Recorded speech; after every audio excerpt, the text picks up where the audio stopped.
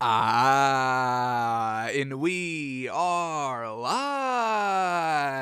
Welcome back to Takes by Fans. We got a great show for you today. As always, we are live every single day at noon Eastern. If you want to watch live, head over to twitch.tv/Takes by Fans. If you want to watch but not live, head over to our YouTube channel, Takes by Fans. We post all of our shows and clips of the show there on a daily basis. And if you just want to listen, we are on podcasting apps, Spotify, Apple Podcasts, Google Podcasts, iHeartRadio. So however you want to watch or listen, we've got you covered in multiple ways. Alrighty, today's a big old Saturday, folks, and y'all know what that means. Yes, us versus y'all, Game 3, Celtics at the Nets, Game 3, Celtics, us up 2-0 on y'all and the Nets, so we get the big game today, the easiest, the hands down best series in the playoffs, first round so far. And, we got the Celtics visiting the Nets. Are the Nets finally going to be able to win a game because they are at home? There's great, incredible, I didn't even think this was possible news for the Celtics coming Game 3. Robert Williams back, folks. So now the Celtics, they're already great, are getting their starting big back. No more Daniel Tice in the starting lineup, and y'all are thinking the Nets are winning tonight? Laughable, folks. We're going up 3-0. Cannot wait. It's the later game tonight, 7 o'clock. Cannot wait for that. It's must-watch basketball, folks. It's honestly must-watch basketball. So whatever you're doing, clear your schedule, clear your calendar, because at 7 o'clock, Celtics Nets Game 3, folks. Everybody must make sure they're watching that. Yes. All right. So cannot wait for that game. But today on the show, we got to break down the 3 games from yesterday, preview and bet all the games on today. It's another 4-game day, and this is going to be one of the last 4-game days for really the rest of the NBA playoffs. So once again, we are in the golden era. This is the last golden era weekend of NBA playoff basketball. Once again, after this weekend, no more 4-game days. It's going to be unfortunate, but we're all going to have to, move on and live on. But we can enjoy today. We can enjoy tomorrow. Yes, live in the moment, live in the present. Let's enjoy the greatness that we'll be watching over the next 2 days. Yes, sound good? Yes, while making money, sound even better now? Yeah, it does. All right, so today on the show, breaking down the games from last night, betting on the games today. Getting to the NFL stories, some good ones to talk about, and then I think we can squeeze in Kenny Pickett, which is great because we're like 5 days away. This draft has truly crept up on us, folks. 5 more days, 5 more days, however you want to count it, 7, I don't know, it's like 5, 6, 7 days until the NBA or the NFL draft. What does it kick off Thursday, this upcoming Thursday? So we have only watched one draft prospect, not really where we wanted to be, but the show must go on.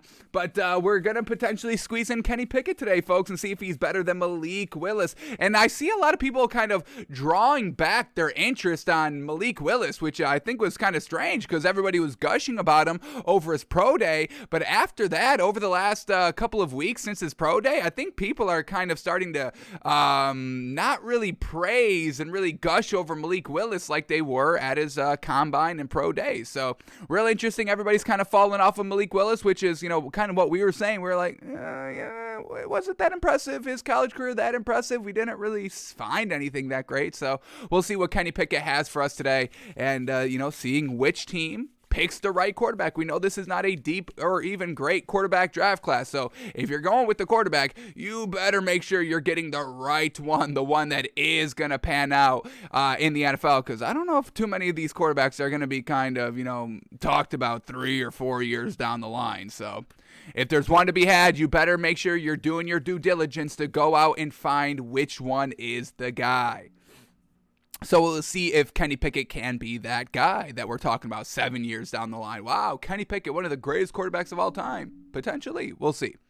So let's kick off the show here. We're going to start in the NBA and then transition to the NFL. But let's start breaking down the games from last night. Some nice surprises, some nice overall action, and once again, we have some series now. Yes, some blowouts earlier, but man, oh man, some great performances as well. So here we go. Heat at the Hawks, Game 3, first game in Atlanta, and the Hawks squeeze it out by 1 point, winning 111-110, and it really just came down to who was going to be more clutch. We know in this series, it wasn't really built Jimmy Butler versus Trae Young, but then remember in game 1, them getting into that kind of confrontation a little bit, bumping chests, Jimmy Butler going absolutely manic in game 2 to seal and secure the win, and then in this game, there was a chance by each player here, Jimmy Butler and Trae Young, to be clutch and to win the game, and one player was just a little bit more clutch than the other. So here we go. Let's take it from the final 10 seconds. Heat up 110-109. Trae Young taking the ball up the court, sees the lane, drives, floats the ball up, and gets it to go. Hawks take a 1 point, 111-110 lead with 4 seconds left. So Trae Young, clutch, absolutely clutch, huge shot right there. But Jimmy Butler has an opportunity to win the game himself. So here we go. Heat now down 1 point, 111-110 with 4 seconds left. Jimmy Butler's going to get the inbound pass. He's going to be dribbling to the left, locked up by John Collins, shoots up a wild 3 and just falls short. So Trae Young and the Hawks get their first win of the series. And do we have an official series here now, folks? Wow. Oh, wow. Huge. Great win by the Hawks last night, winning 111-110. Trae Young being clutch. So we had the Jimmy Butler game, game 2. We had the Trae Young clutch game, game 3. What do we have in store for game 4, folks? I'm still waiting on the Bam Adebayo game, folks. I'm waiting on the Bam Adebayo game where he goes 25 plus points,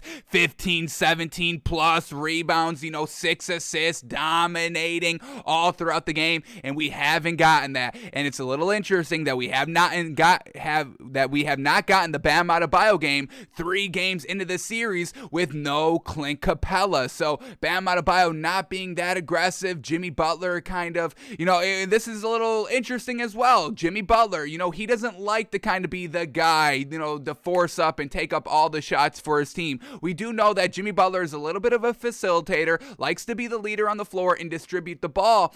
But we're not really getting that by him this season, in this series specifically. Once again, that game 2, just dominating, taking all the shots. Here he is taking 20 shots last night. That's the most in the starting lineup. Only Tyler Hero took more shots than Jimmy Butler, and, that's what Tyler Hero does. He's the 6th man. He's a shooter off the bench. So, we can understand that. So Jimmy Butler being a little bit more aggressive, being a little bit more forceful in his overall offensive decision-making this year, where really that's kind of not Jimmy Butler. So, that's, what we heard in the bubble and in some playoff series over the last few years for the Heat. Jimmy Butler always getting on Bam Adebayo saying, hey, be more aggressive, be more dominate, command the ball. You're big, you're a beef man out there. Go and get it done down low. We hear that by Jimmy Butler, but in this playoff series, it's like, hey, no, this is the Jimmy Butler show. So just real interesting. It has the Heat up 2-1. I'm not saying this is the wrong mistake or wrong decision to do, but it's just interesting that we're getting this kind of complete 180 philosophy by Jimmy Butler this season, and we'll see if it pans out and plays out over the course of the rest of the playoffs and in the series in general. So we'll see how all that plays out, but let's start here with the Hawks first.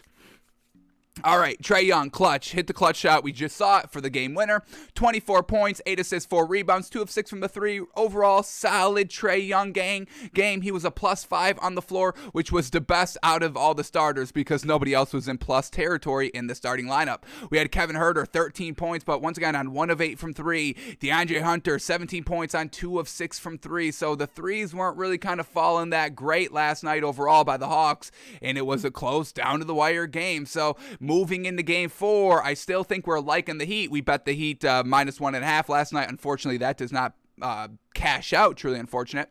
But I think we're still liking the Heat overall. Heat just weren't clutch. Jimmy Butler maybe forced it a little bit there. 3-point shot, that's really not his game and all that. So just unfortunate. Once again, Jimmy Butler trying to be the guy, trying to be the hero this season.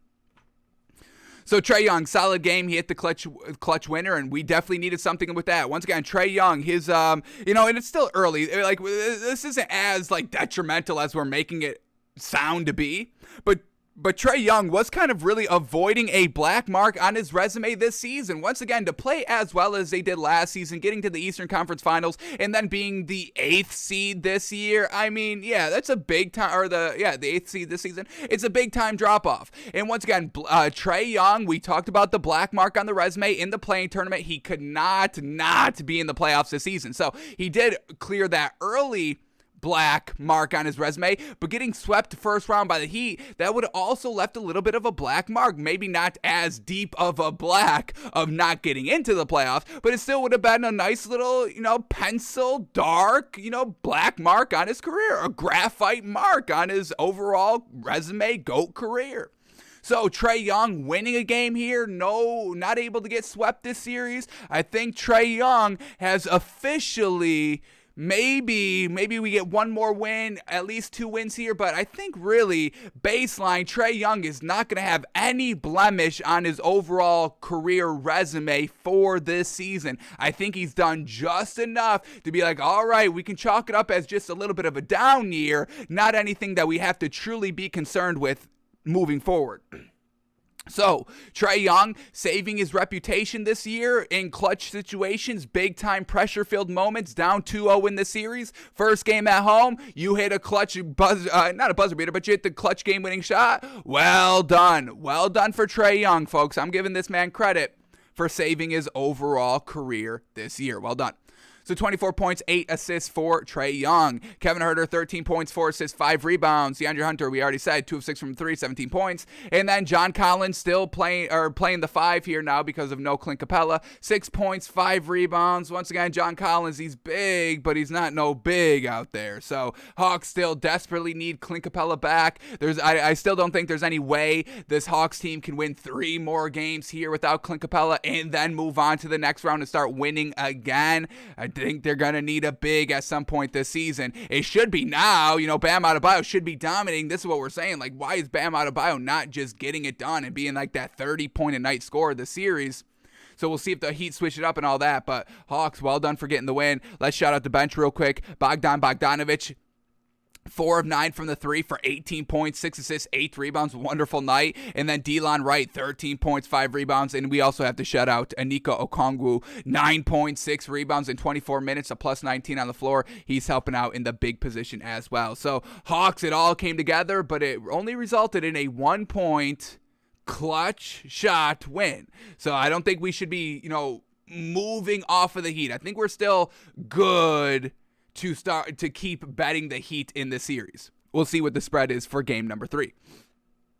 Or game number 4. I would expect it to still be probably Heat minus 1.5, Heat minus 2. I don't think it's going to change that much, but we'll see when the time comes.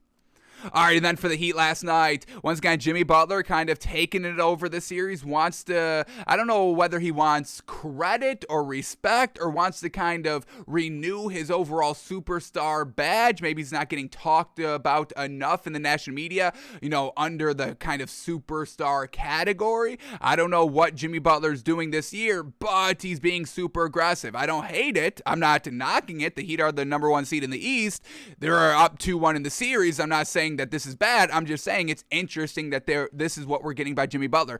Taking 5 threes. We never get this by this man. He's not this 3-point guru god that takes 5-7 threes a game because he knows he can hit at least 3 or 4 of them. No. This is like, hey, I should take 1 3 a game, maybe 2 if I'm feeling it, but I'm only gonna probably hit max 1 if I hit 1. So Jimmy Butler, 5 threes last night, only went 1 of 5, put up 20 points, 8 assists, 10 rebounds. Unfortunately, could not hit that game winning, off balance, well defended by John Collins 3 to win the game, unfortunately. And why not drop a play for Bam Adebayo? You're only down 1. What are we doing there? 5 seconds, 4.4 seconds. That's enough time to get the inbound, do a quick little screen maybe, and get Bam Adebayo a decent look at the basket.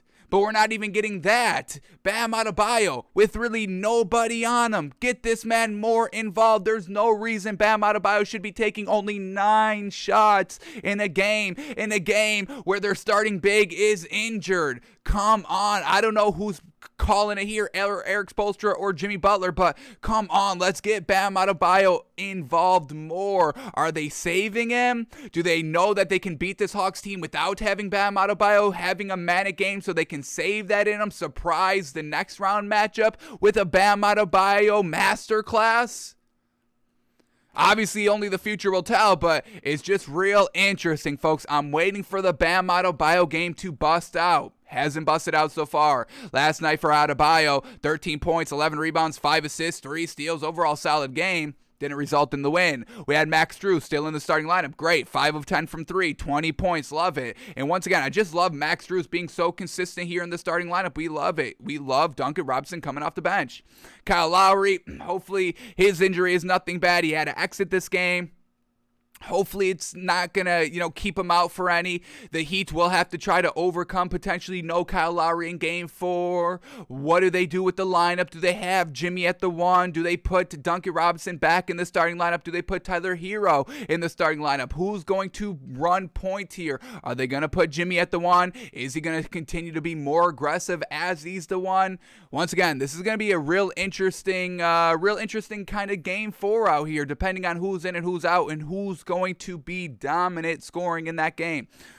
All right, and then off the bench, Tyler Hero, 24 points, 4 of 11 from the 3, 4 assists, 7 rebounds. Great night once again by Tyler Hero, and that was really it off the bench. Duncan Robinson, 1 of 4 from the 3 for 6 points coming off the bench. Not too bad in 14 minutes. But Jimmy Butler just couldn't be clutch, folks. Truly unfortunate. Hawks make it a series, folks. Hawks win 111-110 last night. Alrighty, next game up, and finally, what was the wait? You had us waiting around 2 games? I think, did I bet the bet? Yeah, I took the Bucks minus 10.5 those first 2 games. I didn't bet the Bucks last night.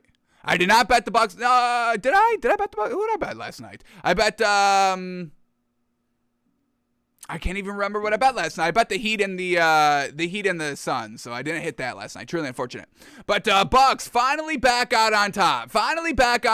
Only having to swallow 2.5 points. Bingo, bango, folks. Easy peasy. Bucks absolute dominate like they should have from game 1. They win by 30 with no Chris Middleton. This was easy money last night, folks.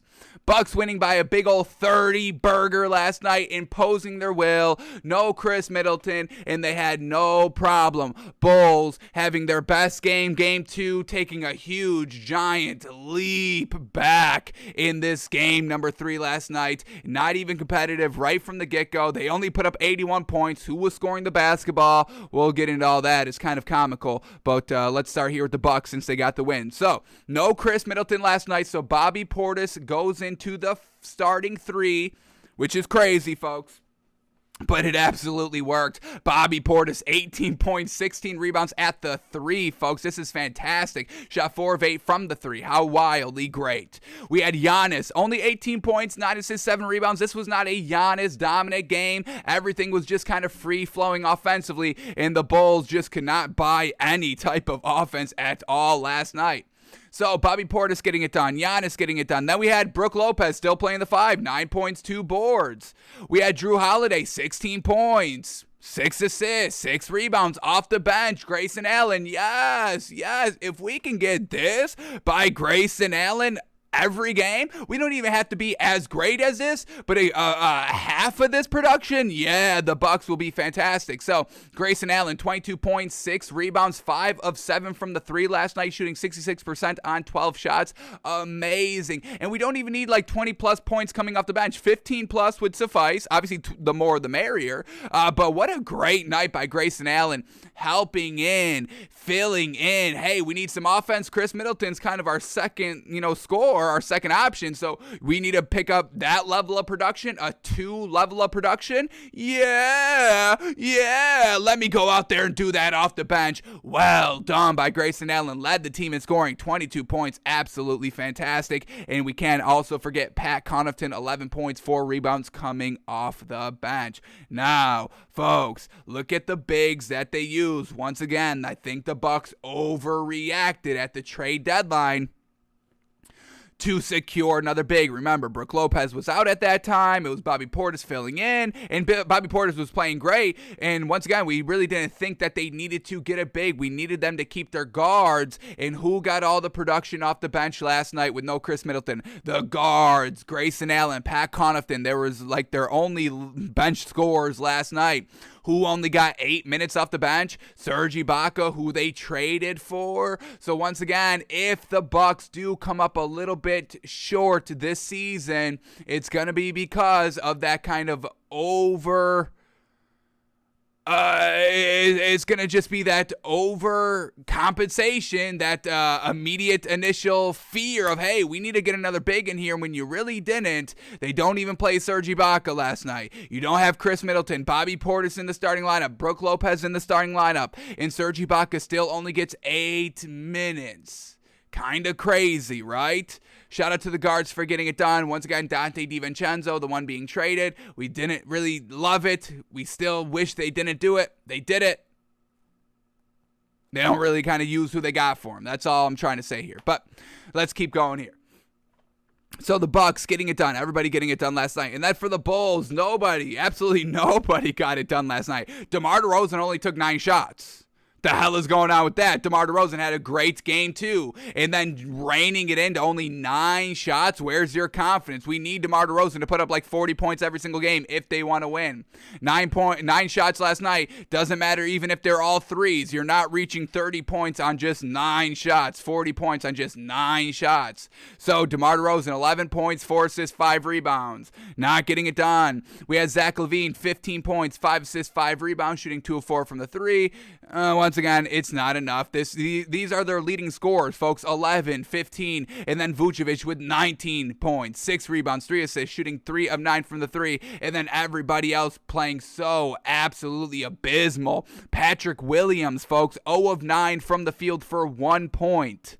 0 of 9 from the field, folks. Trash. Bad. Kobe White letting us down off the bench. 6 points, 8 rebounds. I like those rebounding numbers, but 1 of 6 from the 3, 1 assist. What are we doing there? Derrick Jones Jr. only took 2 shots for 2 points. Tristan Thompson, 2 points, only played 11 minutes for the big out there. So everything was really not good by this Bulls team last night, which is who they are. They're frauds. We know they're frauds. You have a great game too. You're at home. No Chris Middleton. All the momentum is on your side, and you get blown out by 30 points? Fraudulent behavior. Stop it, folks. I think we can now officially bet, and this may not even be good value, so there may not even be any point in taking this. But I want to see what the value is. So let's go to the series market, because Bucks are going to win the series 4-1. There's no way the Bulls can overcome this. It's done. They won their one game. You know, that's kind of their championship game. Hey, we didn't get swept by the Bucks. That's their championship, folks. That's what the Bulls bar was this year. We all knew there was no way they were going to win the NBA Finals. Absolutely not. We didn't even think they would win one game. Here they are winning one game. The series is now officially over. The Bucks will win the series 4-1. So, series total, what can we officially bet it on? What's the value here? Bucks, Bulls. Series correct score 4-1. Bucks Bulls. Here it is. Yeah, it's the worst value, folks. Only at plus 110. Darn. Cannot secure any plus 310, plus 250, anything like that. Bucks to win the series 4-1 is at plus 110. Bulls to win the series 4-3 is at plus 1100. Jeez Louise.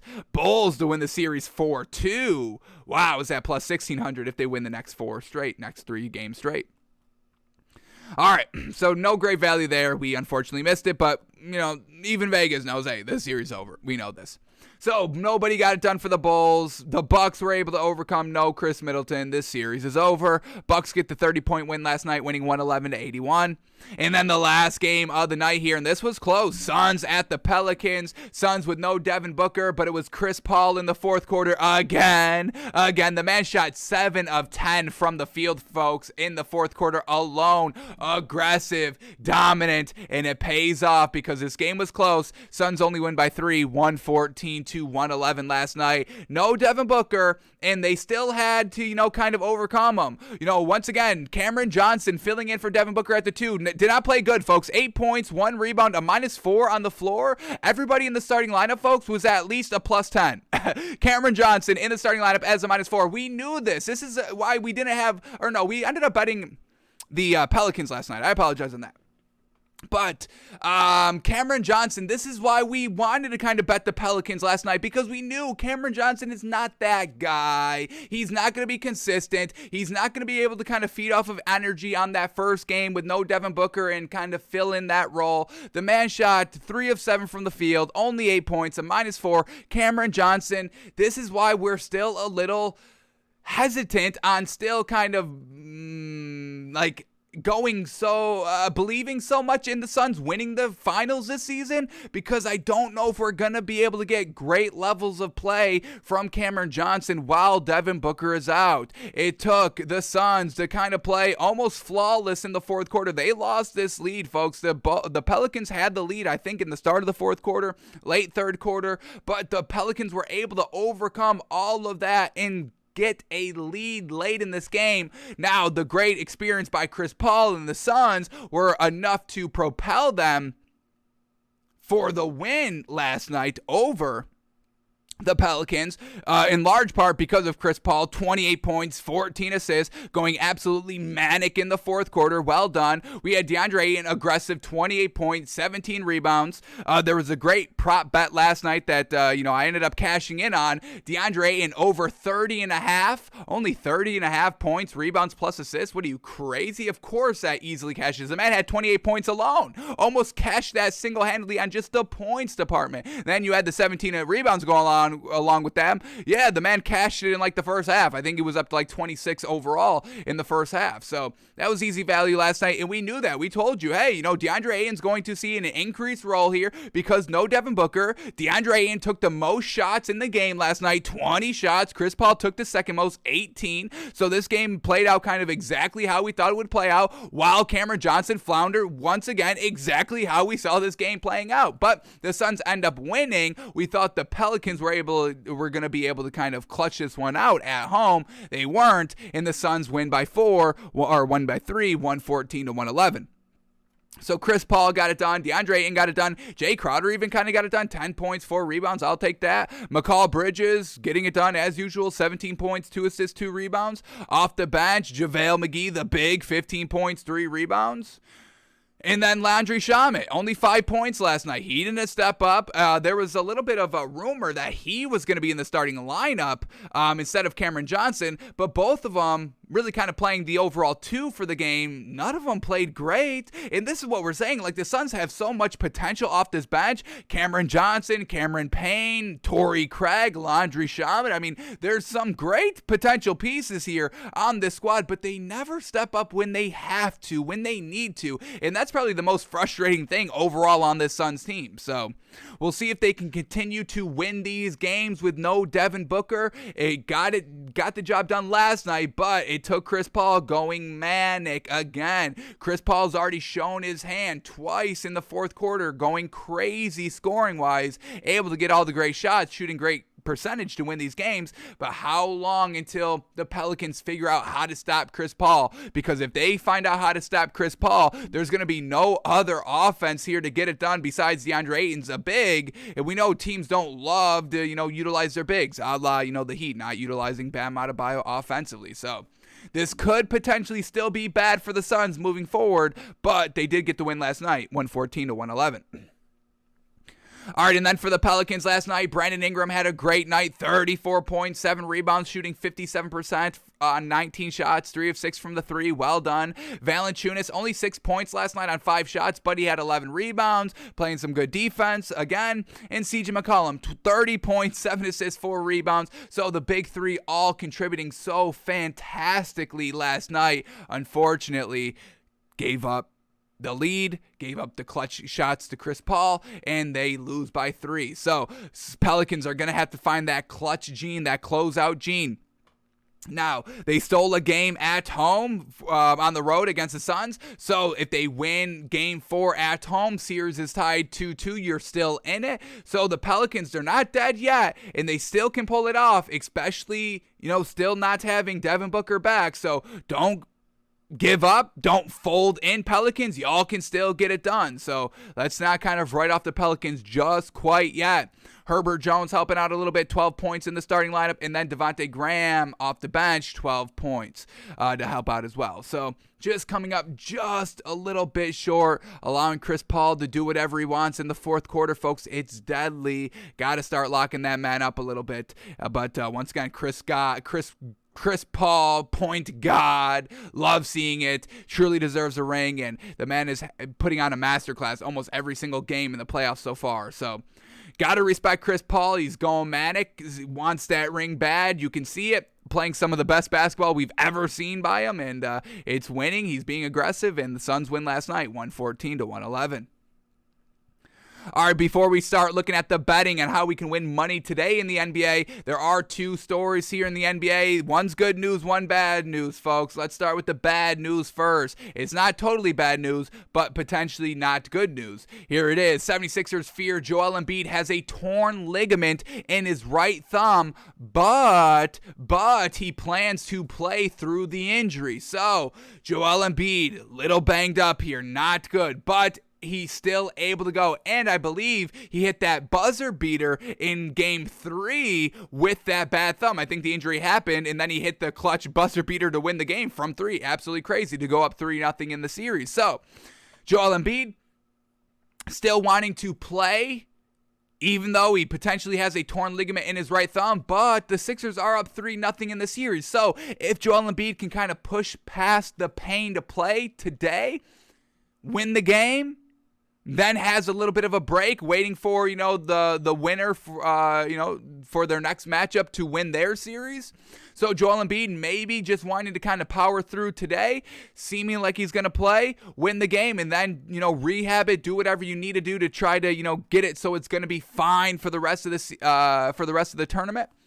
Because the 76ers need Joel Embiid. I mean, they need him. No Joel Embiid in this team, they're not winning. They're not winning. Absolutely not. Now, we know they would still have some solid players, James Harden, Tyrese Maxey, Tobias Harris, but you don't have a big, and you don't have any depth. So you're not winning a ring. I think it's plain and simple. You're not winning a ring without your big man, without y'all's MVP winner. Y'all like Joel Embiid as the MVP. I, can agree. It's real close, folks. Joel Embiid, Jokic. The end of the season really made it close. I will give you all that.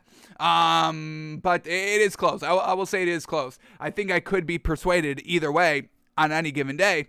But overall, I mean, MVP level of guy right here, you're not winning the ring with no Joel Embiid. He is the heart. He is the lifeblood. He is the 76ers, folks. So, potentially not good news for the 76ers team and for Joel Embiid, but he's going to give it all he's got until he can't give it no more, folks. So, expect that man to be out on the floor. But then we get the good news, folks. Yes. Robert Williams, folks. Boston Celtics center Robin Williams plans to return for game 3, folks. And get this, Robert Williams is returning before Ben Simmons. Ben Simmons is waiting till game 4. Robert Williams is like, no, I'm here now. What's good? I'm good to go now. So the greatest news that we've ever gotten, Robert Williams is back. And now since Robert Williams is back, folks, let's go and bet $10,000 on the Celtics to win the entire thing, folks. I want the entire championship to go to the Celtics. Now we get it at plus 450 odds. They are the third highest favorites here. Warriors at number 1. Look at that. Wow. How crazy is that? And it's really not even that crazy, folks. Didn't we just kind of say that yesterday on the show? Hey, watch out for the Warriors. Obviously, the splash triplets going crazy with the great defense of Draymond Green, but then just the injuries to all these other teams. No Devin Booker for the Suns. Joel Embiid, now that torn potential thumb ligament. No Chris Middleton. And now the Warriors are the current favorites to win it all. Wow. At plus 300 odds. Wow. That's That's enticing. I will say that at the minimum. Putting $10,000 on the Warriors to win it all is truly enticing. But let's get back to the Celtics here. Plus 450, $10,000 on that pays out 55 grand. Sheesh, folks. I'm loving that number. Absolutely. So, Robert Williams coming back for the Celtics tonight, folks. Cannot wait. Cannot wait. So, all right, now we can move on to betting tonight, shall we? Those were the only two stories I wanted to touch upon. Joel Embiid a little banged up, but Robert Williams back on track, baby. And that's so great because we don't have to endure Daniel Dice anymore, at least in the starting lineup. He'll still get burned off the bench, but Robert Williams back in the starting lineup. Oh, my. Ooh, folks. Ooh, it's so great. But here we go. Let's start breaking down and start betting on the games tonight, folks. 4 games on a beautiful Saturday in the NBA. Sheesh. Great playoff basketball today. So let's see what we've got on tap for the slate of games today. And where's that value? Where's that value going to kind of peek its head out? And folks, I'm looking forward to the Celtics game because we may be getting points. We may get Robert Williams back. Celtics up 2-0. And we get points with the Celtics. Oh my goodness, folks. Is it Christmas already? Damn.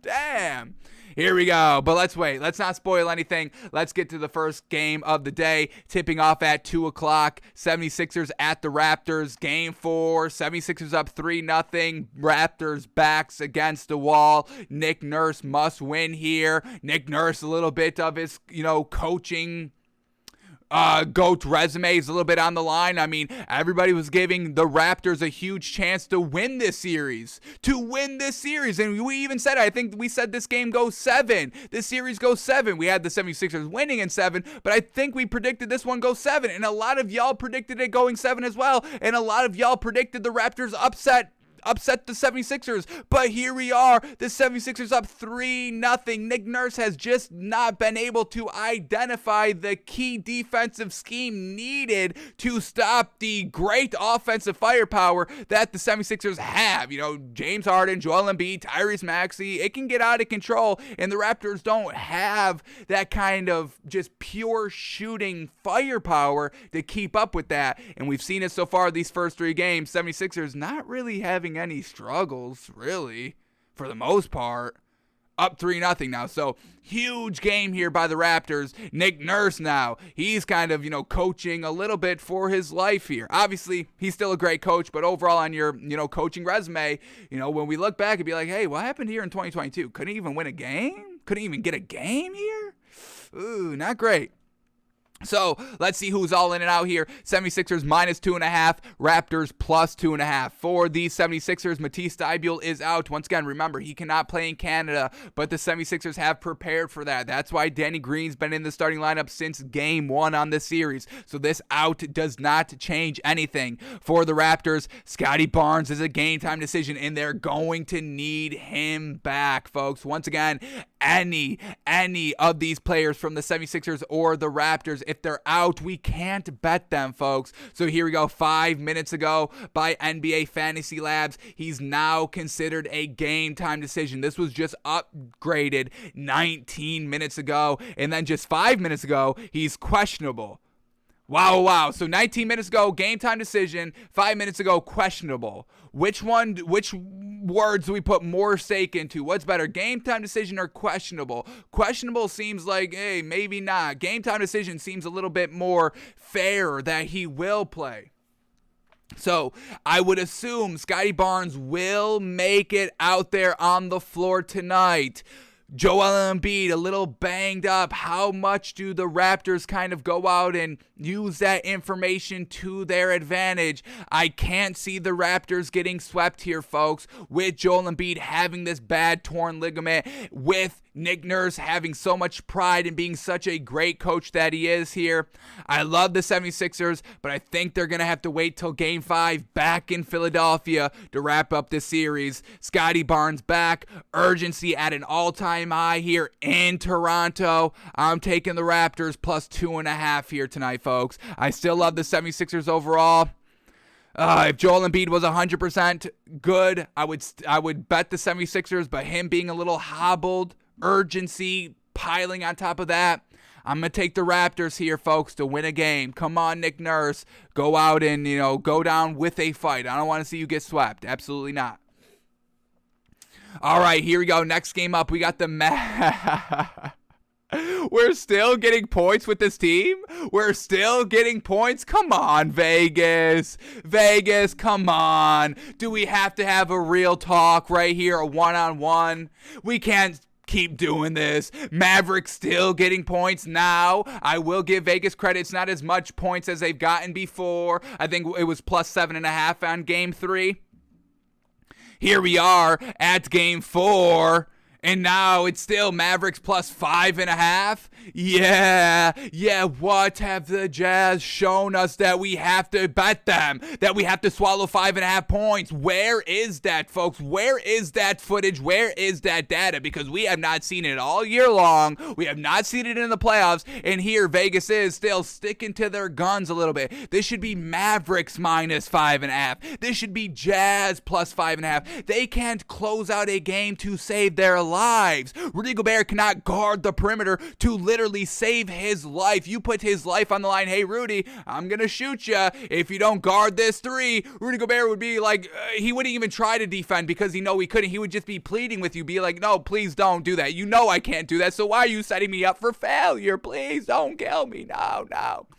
Rudy Gobert is going to get torched again today, folks. Again, like he's gotten torched 5 straight years. We've seen it, folks. This is the same story. Mavericks plus 5.5. I don't give a darn. I don't give a damn who's in and who's not in for this Mavericks team, folks. I do not care. I'm taking the points. But for shits and giggles, folks, let's see who's in and out here.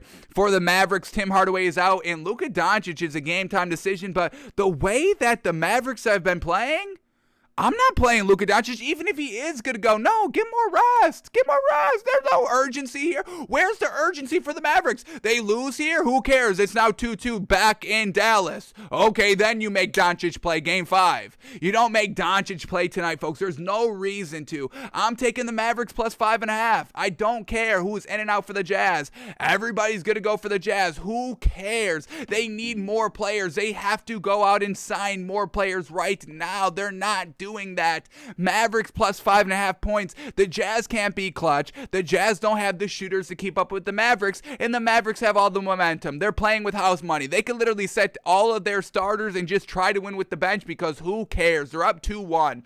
All the pressure's on the Jazz, and when the Jazz have pressure, they're not diamonds, folks, okay? You know what pressure does to coal? Makes them into diamonds? Yeah, the Jazz are not coal. No. Pressure alongside Play-Doh. What does that get you? I think pressure just evaporates. I think Play-Doh, you keep pressuring Play-Doh. I think it just disappears. I think it just disappears, folks. This Jazz team is Play-Doh. Getting pressured makes them disappear. We don't need to talk about them. Hey, what was that? Oh, I didn't even know where that went. The Jazz, yeah, I don't even know where they went. Who cares?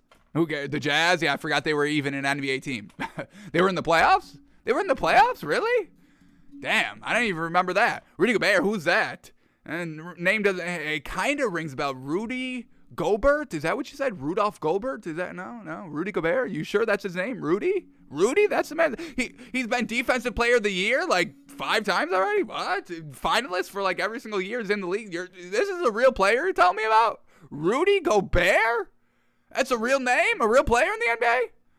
I really couldn't even remember, honestly. So, yes, give me the Mavericks plus 5.5. What are we not? Are we not passing this great value up tonight, folks? Can't. Absolutely cannot. Mavericks plus 5.5. Yes, sir. Absolutely. Give me those points. Give me those points. Alrighty here, folks. The game that y'all know that we're talking about here.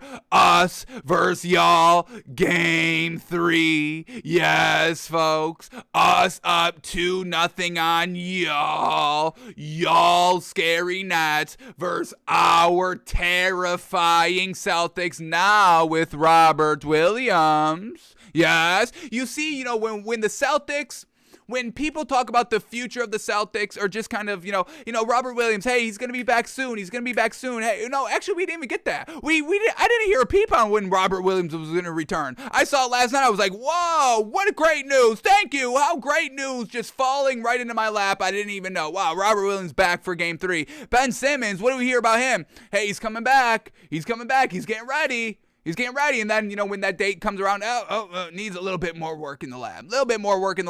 But hey, game 4, when we may already be down 3-0, we may get them back then, and it's going to turn the whole series around. It's going to flip the entire NBA playoffs on its head. When, if, maybe, potentially, when Ben Simmons gets back, maybe, potentially, possibly for game 4, maybe for only potentially coming off the bench for maybe, potentially only 10 to 15 minutes, maybe, potentially in the game.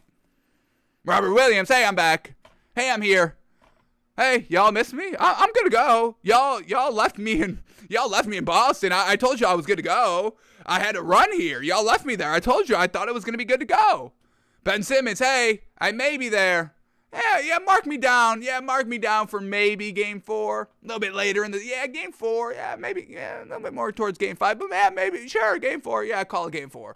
Get the buzz around the team. We need a little buzz. We need a little juice here for the Nets. Yeah, they're down 0-2. They need something. It's not Kevin Durant that's going to provide the spark here. We've seen him perform over the last 2 games. Yes, the scary Kevin Durant performing not so scary. So, Celtics at the Nets and Celtics on the road, folks. Are we getting points here, folks? Vegas, are y'all acting crazy giving the Celtics points? Celtics at home only like -3.5, -1.5.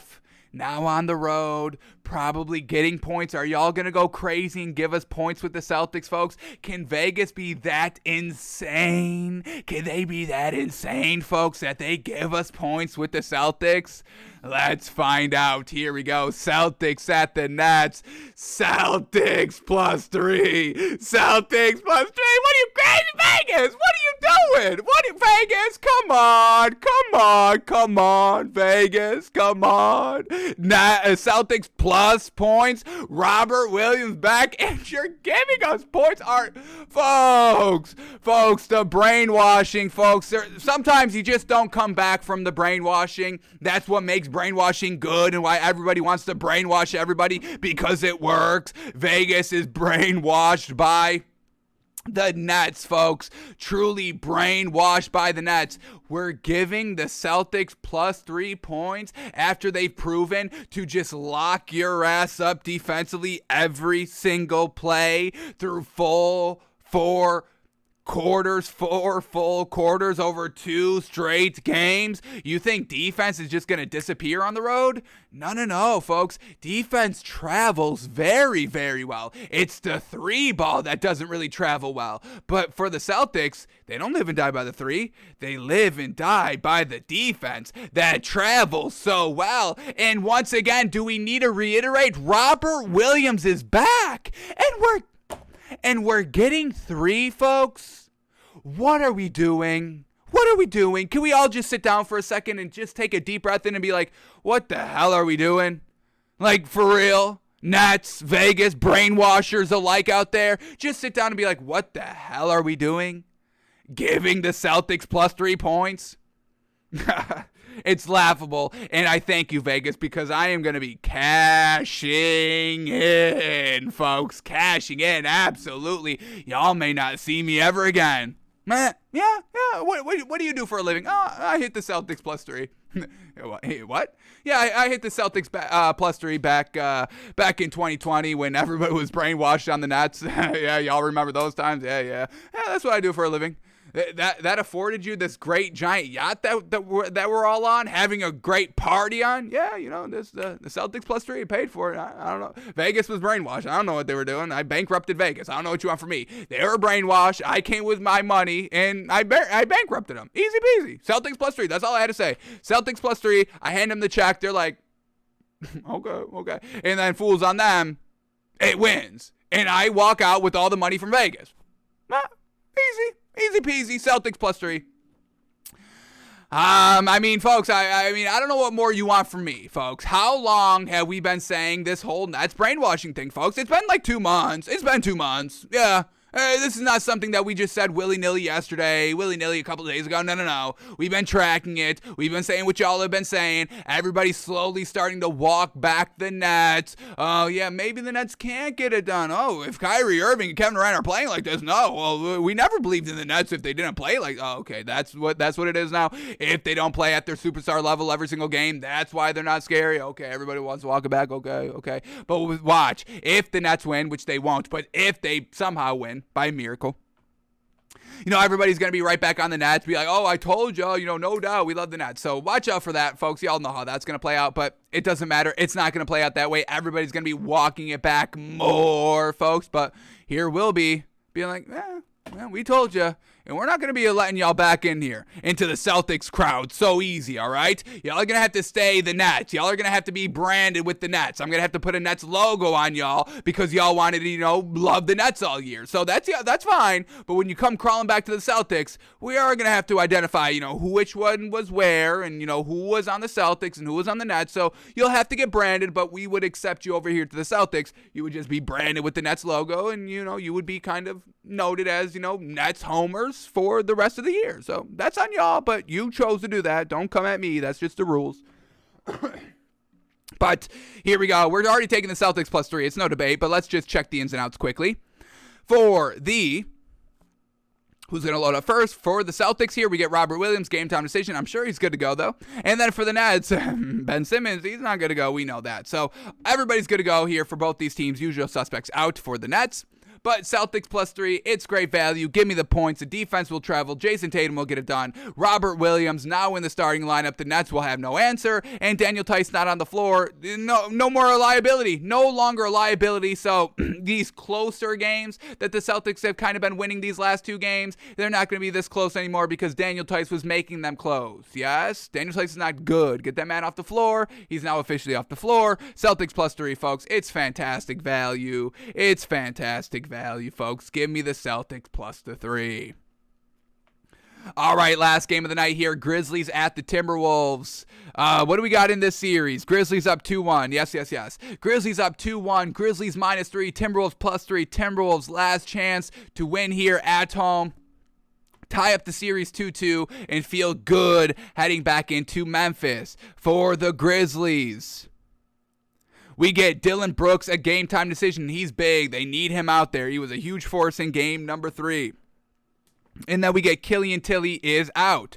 And then for the Timberwolves, everybody is good to go. So, Grizzlies -3, Timberwolves +3. Some of these games have, game 1, the Timberwolves were able to win. They've been looking okay, but them blowing leads like that's never a good sign. Being relative to the Jazz is never a good sign here. And the Timberwolves blowing 2 separate 20-point leads, it's a little inexcusable at this point to bet them +3. The Grizzlies, they are now officially established in the playoffs. This was a young team, a young, inexperienced team heading into this playoff. So, losing game 1, we can understand why that happened. But they won game 2. They came back down in game 3 twice. They are good to go. They've got their feet firmly planted in the playoffs. They're like, okay, this is the playoffs now. They got 3 games under their belt. Wildness, and literally all those games. Game 1 it was wild because they lost. Game 2 was wild because they were dominant. And game 3 was wild because they came back twice down 20. So they found every way to win. They know how to win. They know how to win with the lead. They know how to come back and win. They know how to not to lose anymore. They've proven that. Lose game 1, win the next 2. So the Grizzlies, they are established. They know it. They're a great team with and without John Morant. They know how to get it done. Steven Adams is real interesting. I'm real interested to see what the Grizzlies do with Steven Adams. A little bit of a liability in game number 1, a little bit of a liability in game number 1. Game number 2, he didn't play that much, and they won. Karl Anthony Towns was struggling. They didn't play him at all game 3. Coach's decision. And once again, they didn't get out to that hot start. They had to overcome some deficits. So here we go in game 4. What do they do with Steven Adams? We'll see what the Grizzlies decide to do. Play him at all, put him in the starting lineup, have him come off the bench. I would assume he comes off the bench.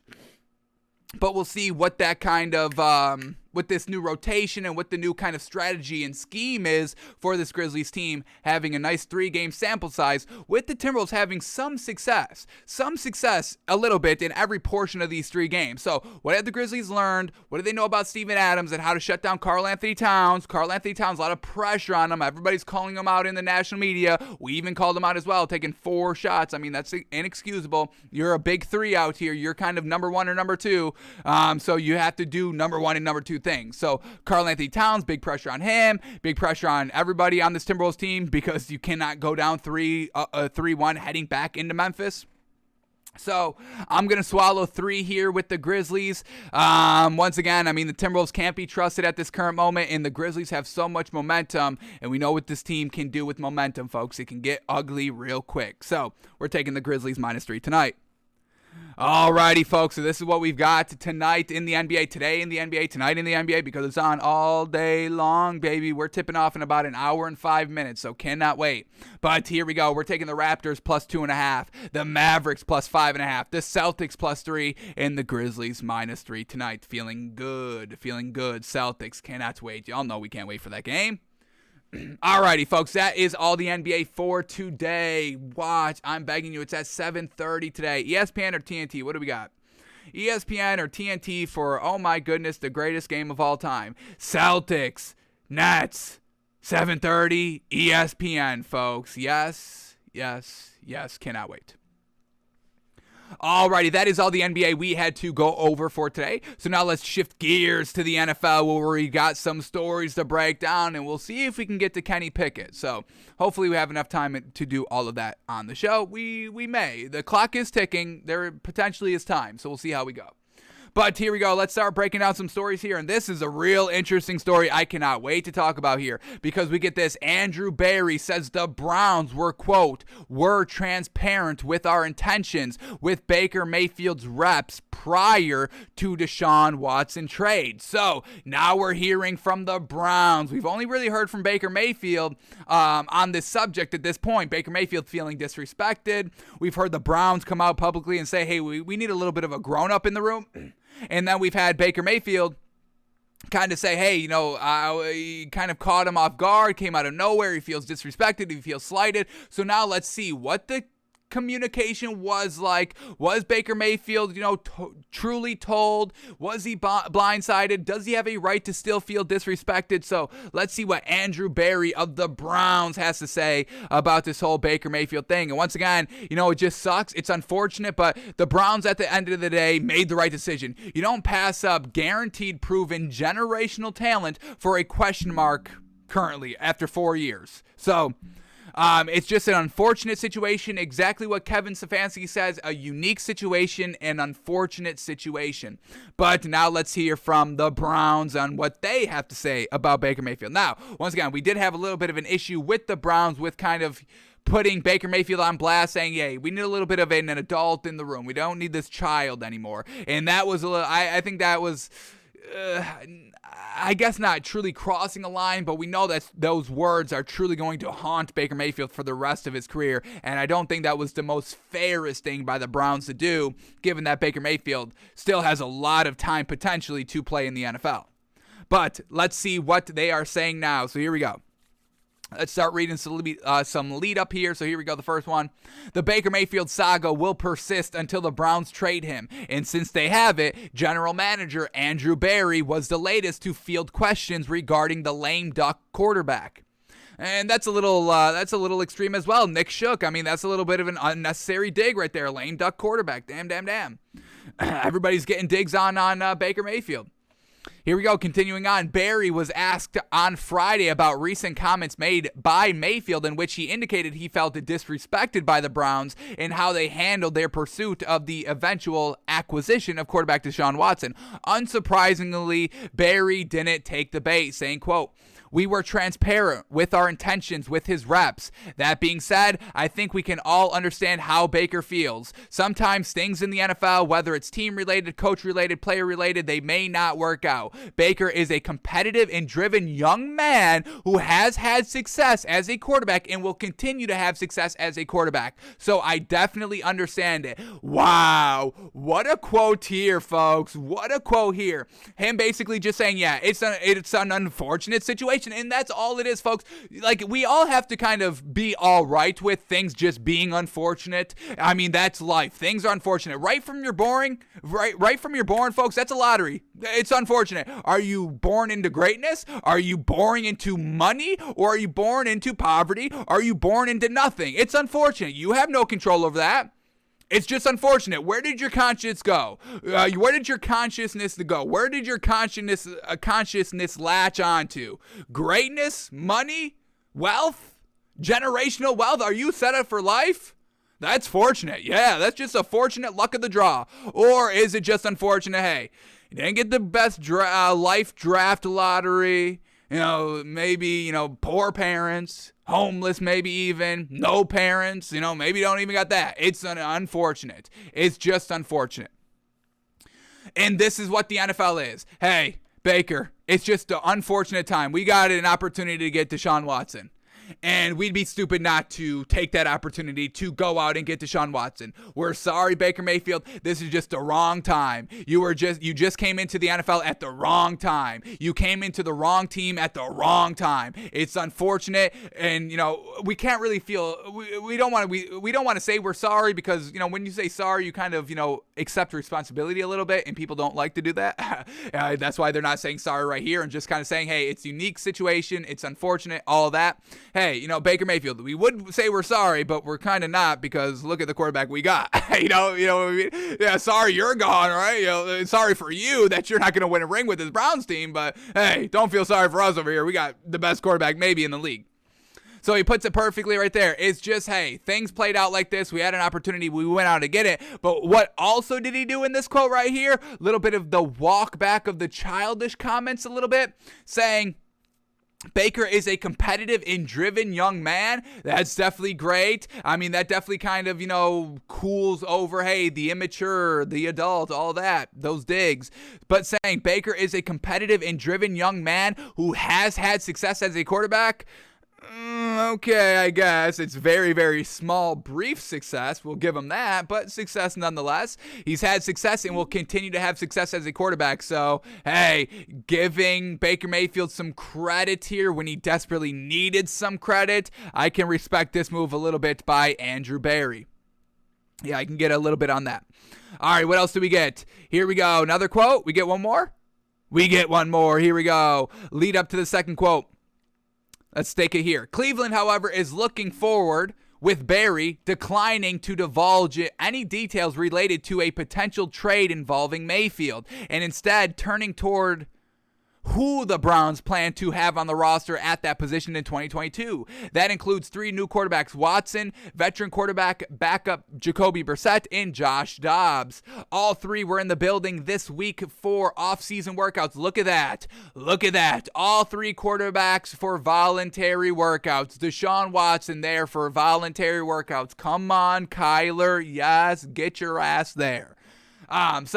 All 3 were in the building. Barry explained Cleveland's logic in acquiring Brissett, who would be in line to start if Watson is suspended by the NFL for any length of time. Watson is currently facing 22 civil lawsuits alleging sexual assault and misconduct. The NFL began investigating those allegations in March of 2021, saying, quote, backup quarterback for us will always be a priority just because the way that performance at that position goes. Oftentimes, it defines your season.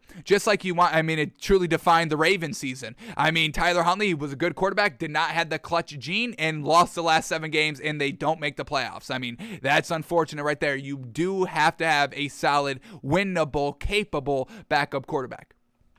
Back to the quote, says, quote, Just like you want to be insulated, whether it's through injury or lack of availability at other positions, it really is the same thing at quarterback. Jacoby is an individual who is very talented. He's seasoned. He's played in a number of different offenses and has been called into action in several situations, in several unique situations, and has performed well. He was a guy that we were excited about going into the spring, and we were fortunate enough to be able to acquire him. So, yeah, Jacoby Brissett has been shopped around as kind of a really good backup quarterback. I really don't see that. He is a backup quarterback, that I do see, but him being thrown out on the field when he has to be called next man up wise, I don't love it. I never loved Jacoby Brissett. I would rather take any other backup quarterback over Jacoby Brissett, honestly. He does seem like a good leader for a backup position, so I do give him credit for that. But just the overall talent that I need at that backup level, I don't know if he's really it. I think I would go in another direction. Mitch Trubisky, if we're counting him as a backup, I take him. Marcus Mariota, great backup. I take Marcus Mariota over Jacoby Brissett. I would take a lot of backup quarterbacks over Jacoby Brissett, but you don't really need it. You really hope you don't need it, and you got Deshaun Watson, so, backup, you get a backup. So, Browns got the backup. Browns, it's just unfortunate with Baker Mayfield. So kind of really like that quote a lot by Andrew Berry there. Cleaned up a little bit, the overall initial mark, the initial optics on that initial first quote saying, hey, we need a little bit of a grown-up at that quarterback spot. That's always going to be there on Baker Mayfield, unfortunately. But here, this quote right here, that probably won't get any play. Nobody will talk about this quote of, Andrew Berry saying, hey, Baker Mayfield, great quarterback, all that. No. That won't get any play in the national media. But this does smooth it over a tad. So, Andrew Berry, pretty solidly well done there with those quotes. Alrighty, so Browns, hey, we're not apologizing. It's unfortunate. We got Deshaun Watson.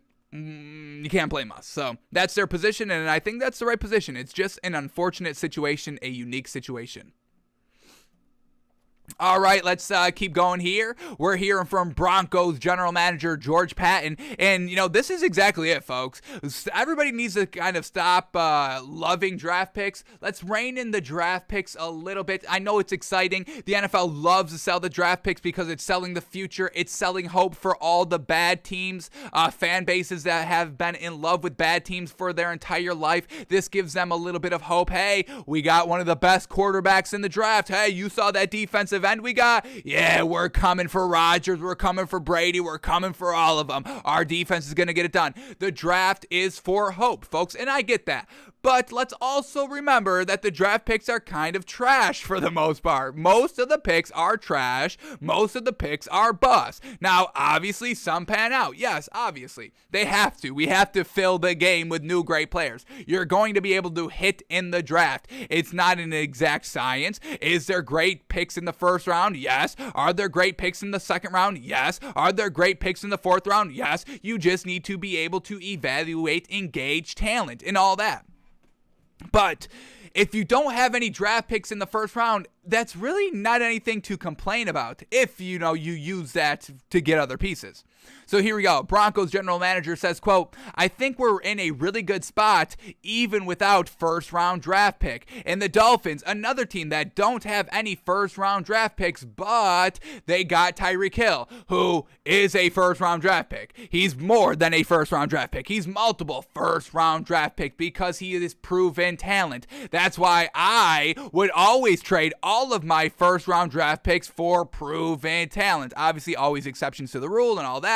But, general rule, hey, you want my first round draft pick? Yeah, what do you got? Yeah, I'll take that guaranteed 1,000-yard receiver. Because if I'm going to draft a receiver in the draft, it's a crapshoot. Why don't I just give up that pick to get guaranteed, proven wide receiver talent? So give me the picks. So the Broncos here, having Russell Wilson, they don't need a first-round pick, folks. You've got Russell Wilson. You're good. You're set. So, everybody making a big deal. Well, your team doesn't have any draft picks. How is that going to pan out? Who cares? We had Tyreek Hill. There would be no receiver in this year's draft that would be able to give us what Tyreek Hill is giving us year one. Maybe 2-3 years down the line if they truly panned out. But year one, immediately impactful impact? Yeah. Why do we need these draft picks? So, don't blow no draft picks out of proportion. The Broncos will be fine. The Dolphins, they will be fine, folks. Stop falling in love with draft picks. And we're hearing some of these teams wanting to trade out of the draft so far. I think we've heard a little bit of buzz from the Panthers. I don't really buy that, but I think we have heard some buzz there. I think the Lions have kind of expressed some buzz of, hey, we could trade out here. We're not kind of sold out here. So, some teams this year are truly planning to trade out of the top 10 because we know this isn't, the best or deepest draft class at really any position. So, people are trading out, folks. This isn't really the year. So, this may be the year to get rid of all of your draft picks and maybe build for next year or something like that. So shout out to the Broncos for doing that. The Dolphins did it. I don't really think there's any cause for concerns. And I think the Broncos and the Dolphins will be some of the best teams in the NFL next season. So George Patton, general manager for the Broncos, not tripping no draft picks. Who cares? No first round draft picks. Okay. We can still find talent other ways, other places. No worries. We got Russell Wilson. We're good. We don't need the first rounder. Alrighty, let's keep going here, and we had a little bit of a riddle last night. Did everybody catch the riddle last night, folks? Were we all glued to our phones with this tweeted out riddle by Riddler Rogers, folks? Here's the riddle. 3 crying, laughing emoji faces, and then the pound sign. Now, this may not be a riddle because Aaron Rodgers is a fan of the Bucs. He may be a minority owner in the Bucs. Don't quote me on that, but he may have some sort of ownership in the Bucs, and he always goes kind of courtside to the playoff games and all that. So, Bucs played last night. They dominated the Bulls and all that. So, this is probably where the riddle is coming from. But at the end of the day, it's Riddler Rogers. We don't really know for sure. So, let's keep this in mind. 3 crying, laughing emoji faces followed by the pound key. Let's keep that in the back of our mind. So, if anything kind of catches our mind, catches our attention in the sports world, we can rerun it through this riddle to see, like, hey, was this what he was talking about? Or was he talking about the Bulls? If he is talking about the Bulls, I really don't understand how it translates. I've been trying to, because by the time he tweeted this in the end of the Bulls game, it kind of lined up. So I'm assuming this is about the Bulls, or the Bulls-Bucks game, I should say. But I just don't understand why. Crying face, pound key, hashtag? I don't get what this is trying to signify. The Bucks aren't up like 3-1 in the series or anything like this. It was game 3, but they're only up 2-1. So I just don't really get what Aaron Rodgers was trying to say here. Crying, a laughing emoji face 3 times, pound key. I don't get what that has to do with the Bucs. So once again, this is why he's the Riddler, first and foremost. Riddler. This is like definition of Riddler right here, folks. You could have did like hashtag Bucks, or go Bucks, or hashtag Fear the Deer, or hashtag Giannis, or hashtag back-to-back champs, or something like that to let us all know, hey, this is a cryptic message, because he likes to send out cryptic messages, folks. Hey, this is a cryptic message, but it's about the Bucks, so don't spend too much time in looking into this. But what does Riddler Rogers love? The attention, everybody guessing what this means. So of course Aaron Rodgers would not clarify on this riddle, of course not, but just once again, classic Riddler Rogers, folks. Once again, another piece of evidence in the Riddler Rogers case file. We've got evidence of him being a turtle. We've got evidence of him being the Riddler, folks. We know what Aaron Rodgers is. Will y'all stop fighting me on the Aaron Rodgers things, folks? And I know it's tough, and I know it's hard because y'all love Aaron Rodgers. I truly get it, folks. I get where you're coming from on Aaron Rodgers. Trust me, folks, I truly get it.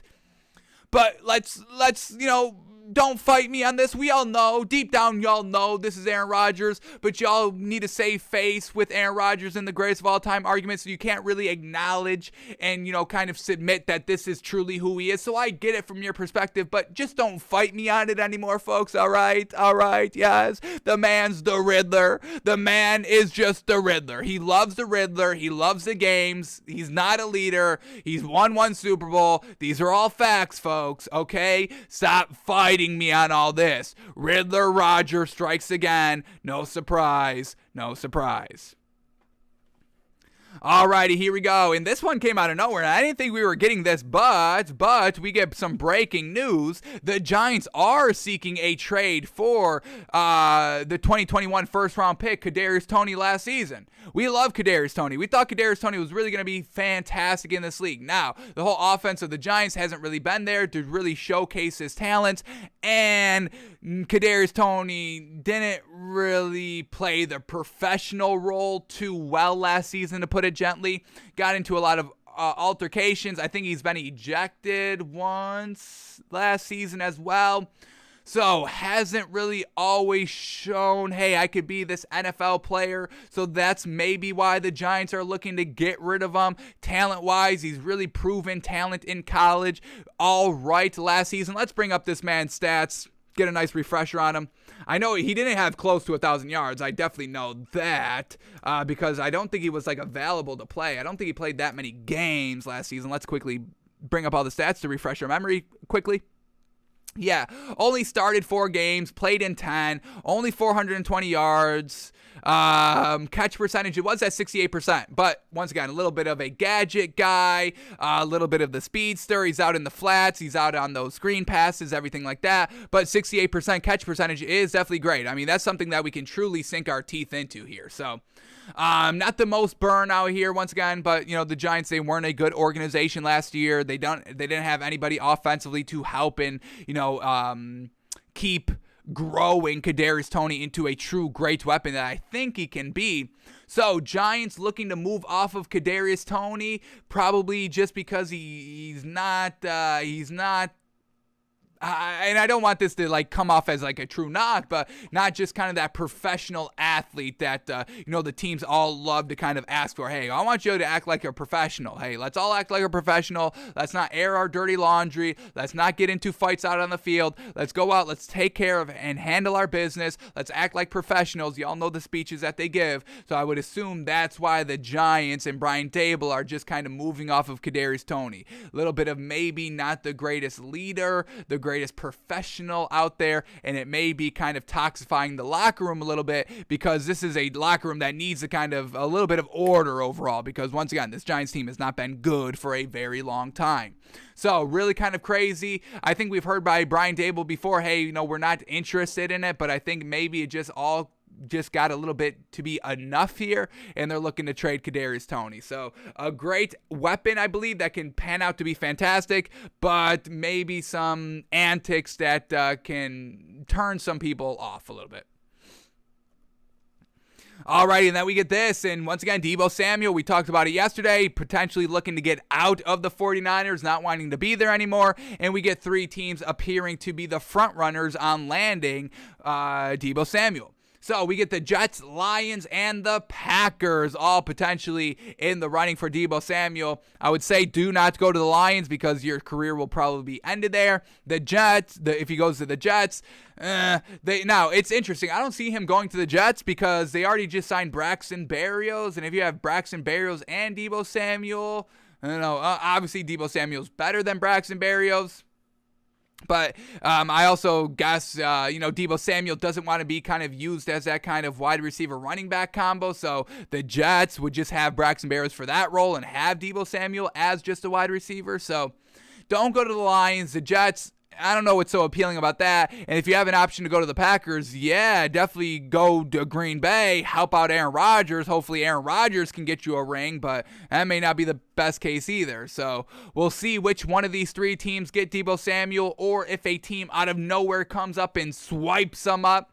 But the 3 teams right now, per ESPN, are the Jets, Lions, Packers interested in Deebo Samuel. Once again, we haven't gotten the 49ers saying, hey, we're trading Deebo Samuel. We've just kind of gotten Deebo Samuel kind of saying, hey, I'm demanding the trade. I'm asking for a trade. I'm done here. Y'all are not paying me. You're all playing some games so far. Y'all want to start Trey Lance? I'm out of here. And I would have the same reaction. You're starting Trey Lance? Yeah, I'm out of here. So this whole Deebo Samuel thing is truly interesting. It came fast and furious, folks. I didn't think Deebo Samuel was going to want to get traded like this, but here we are. And why are players wanting to leave the 49ers? It's such a great team. They're knocking on the door of the Super Bowl every single year. Why does everybody want to leave them? Trey Lance, maybe? Not the guy? We've been telling you that. You don't want to listen. Once again, stop fighting us on everything we say, folks, yes? So, Lions, Jets, Packers. Oh my. We'll see who gets Deebo Samuel. All right, let's go to this. Let's talk about Saquon Barkley here. And, this is okay. I've got no problem with you saying this, but, we said this last year, so I don't know if we can truly buy into this again this year, right? Fool me once, shame on you. Fool me twice, shame on me. And I'm not getting shamed out here, folks. You think I'm going to shame myself on my own show in front of y'all? Of course not, folks. So here we go. Giants running back Saquon Barkley on returning to form after injury, saying, quote, "I'm tired of the BS that is said about me or this team. I want to go out there and prove to this organization that the player they drafted is still there." Once again, yes, last year we were expecting that, Getting back last season, we had that same attitude. You were our canvas last season. I mean, it's not like we were, knocking Saquon Barkley. We love Saquon Barkley. We wanted Saquon Barkley to return to that rookie year form of Saquon Barkley. We had a canvas spot, folks. There's only 3 canvas spots on our wall, folks. It's not like, it's 100 canvases and, we just picked you out of 100. No, these are elite coveted spots, folks. And you were one of our spots. So, I'm going to root for Saquon Barkley. But once again, actions speak louder than words. Injuries at the running back position are absolutely killer, crucial. In Saquon Barkley, just the injury, it just may, be enough. So let's read this article quickly. Let's hear what Saquon Barkley is trying to plead with us with. Is he trying to sell us on one more year of truly buying into him 100%? I don't know if we can take another year of buying into this man 100% and then being disappointed by the start of the season. Remember, he didn't even start the game 1, folks. He was kind of, we were kind of, played around with all offseason. Hey, he's going to start here. He's going to play good. He's going to start the season, all this. And then once again, the goalposts of Saquon Barkley kept getting pushed back and back and back. So we went through the ringer a little bit, folks. We went through the ringer a little bit with Saquon Barkley last season. I don't know if we can do it again. It'd be great if he's good next season, absolutely, and we'll praise him. But to sink all of our time and attention and believability on the show with this man, I think we have to go a different direction here this season. Believe in somebody else. Give somebody else a chance, yes? But let's see what Saquon Barkley is saying here. Here we go. Barkley spoke to the media on Wednesday as the Giants opened up their first voluntary training camp of the season. The running back said that after a disappointing last few seasons, he is ready to prove that the haters and the organization that drafted him that he can still contribute the way he did early on in his career, saying, quote, I just want to kill. Just go crazy. Jeez, Barkley, tell us how you really feel. I just want to kill. Just go crazy. I'm tired of the BS that is said about me or this team, and I want to go out there and prove to this organization that the player they drafted is still there. Wow, all right, so he's got a huge fire lit under him. Yeah. And then we get this final quote right here. And now with the signs pointing to Barkley staying in New York for the foreseeable future, the running back said that he feels healthier than ever and ready to make a difference in 2022, saying, quote, I definitely feel a lot better. I like myself again. So he says he's feeling in tip-top shape, as great as he's ever felt. So this is the year for Saquon Barkley, but I don't think we can leave this canvas up for 2 straight years, folks. New season, new canvases. Y'all know how we have to do it here on the show. So Saquon Barkley, we'll be rooting for you, but a little bit further. We'll be a little bit over here. Hey, Saquon, you're great. We love seeing you, but we're way over here. We're cheering you on way over here because we were all the way up here cheering for you last year, and it didn't really make us look that great. So it's unfortunate. We want to root for you, but this is a prove-it year, recertification on Saquon Barkley. Yes. Do we have to do a recertification on running backs, folks? I can do that. We can do that. We have to get past the draft first, folks. Let's take care of business on the draft front first, but we'll do a recertification on running backs if that's what we have to do. We have 4 quarterbacks at recertification. Let's recertify some running backs. Saquon Barkley is definitely going to be number 1 on that list, so maybe we'll do that. Maybe we will start recertifying some running backs because Saquon Barkley is definitely one that needs recertification. So he's believing in himself. He's feeling himself. He just wants to kill. I would like to see it.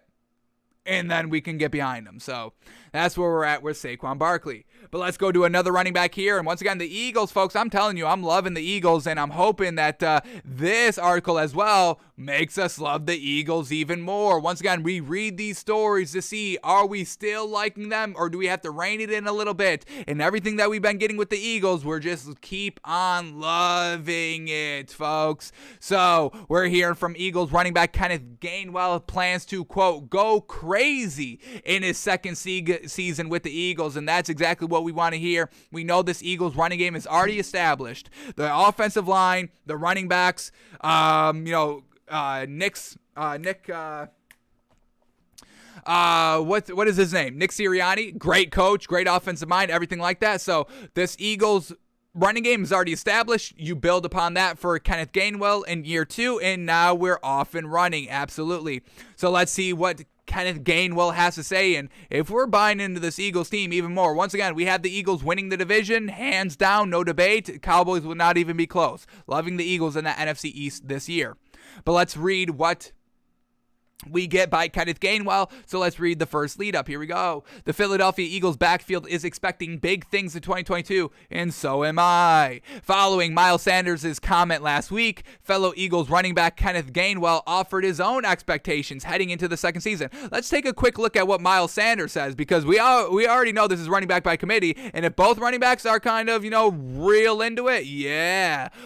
Miles Sanders says, taking it a little bit more personal entering final season of rookie deal. So, okay, so we got kind of the veteran, Miles Sanders, playing with a little bit of a chip on his shoulder. Hey, I'm taking things a little bit more personal this season. And then we have, kind of second year Kenneth Gainwell coming from the optimism standpoint. Let's see what he's saying. He says, quote, I'm trying to go into year 2 and go crazy. Year 1 was good for me, but I feel like Coach Nick Sirianni, he knows what he got out of me. I'm coming back and I'm going off. So once again, yes, Nick Sirianni already seeing what he could do, building upon that year 2, building the dual threat ability with Miles Sanders and Kenneth Gainwell, putting it all together. It's all coming together for the Eagles, folks. I'm loving it. Let's read the last quote right here. Here we go. Final lead up. At times during the season, Gainwell displayed pop as a dual threat back with upside to break a big play. Throughout the season, Sirianni talked up the young running back as a vital member of the offense. The 23-year-old projects to have a more prominent role this season in Philadelphia's run-heavy scheme, saying, quote, I just want to dominate. It doesn't matter if it's on the actual field or the playbook. I'm attacking every part because that's all I know. Yes, that's all he knows. The killer's got to kill. And a killer will kill because that's all the killer knows. Hey, I know how to kill. You need somebody killed? I'll kill him. That's Gainwell this season, baby. Hey, you need somebody to run? I can run. That's all I know is running, baby. Let me score some tugs. Folks, this is what I'm talking about, folks. Eagles getting absolutely no love. Eagles, media members are still trying to move off of Jalen Hurts, folks. Once again, y'all are looking at the wrong teams and the wrong players and the wrong quarterbacks, honestly. Can we all start giving some respect to this Eagles team? The Cowboys will not be good. We already know this, folks. We're 4 months away from the regular season, folks, and I already know the Cowboys won't be good. We don't need to debate this. This doesn't need to take up our time every single show. Let's focus on the good teams this upcoming season. The Eagles, yes, folks. Man, it's, y'all just have to watch this show.